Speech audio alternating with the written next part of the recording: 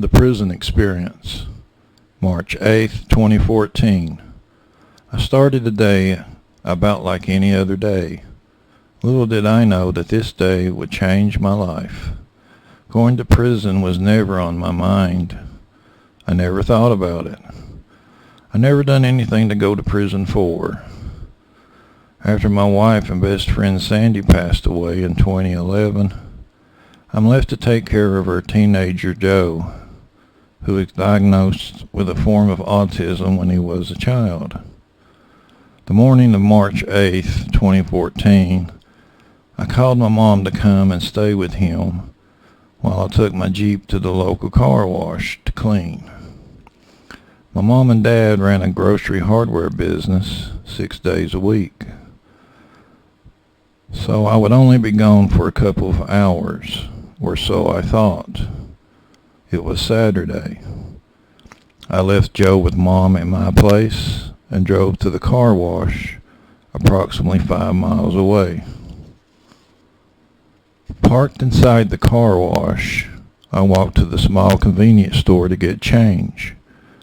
After exchanging paper dollars for quarters inside, I walked out the door across the parking lot, back to the car wash, and proceeded to give my Jeep a thorough cleaning inside and out.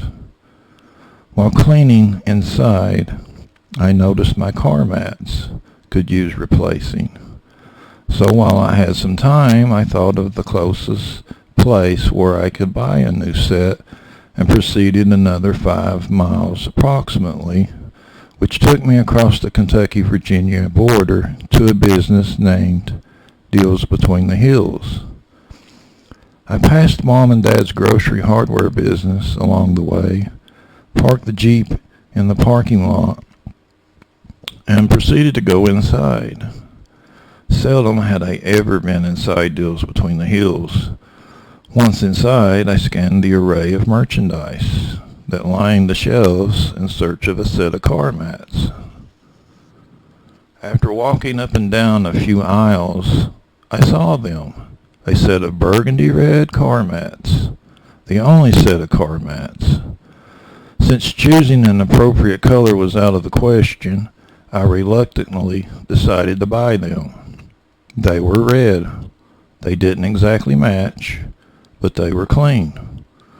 I proceeded to the checkout, car mats in hand, handed the clerk a crisp $100 bill, got my change, and proceeded to go out the door, the same way as I came in, when I noticed what appeared to be a female walking very slowly with a cane in front of me, exiting through the same door. It took some time. I wasn't in a big rush. However, it slowed me down while this person exited the building.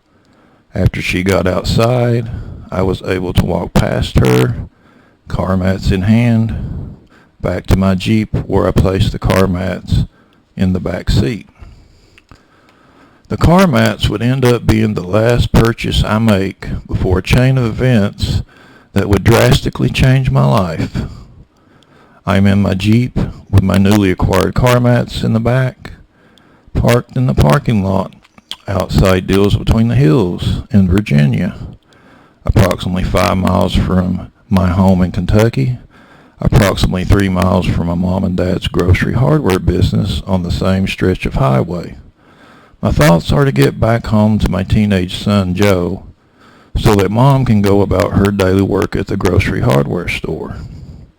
Before leaving the parking lot in my Jeep, I noticed a vehicle leaving the same parking lot heading west towards Kentucky. I waited for a period of time before pulling onto the highway. The road was clear, and there was no traffic. Approximately a quarter mile from my mom and dad's grocery hardware business parking lot, which I could see in the distance, crash.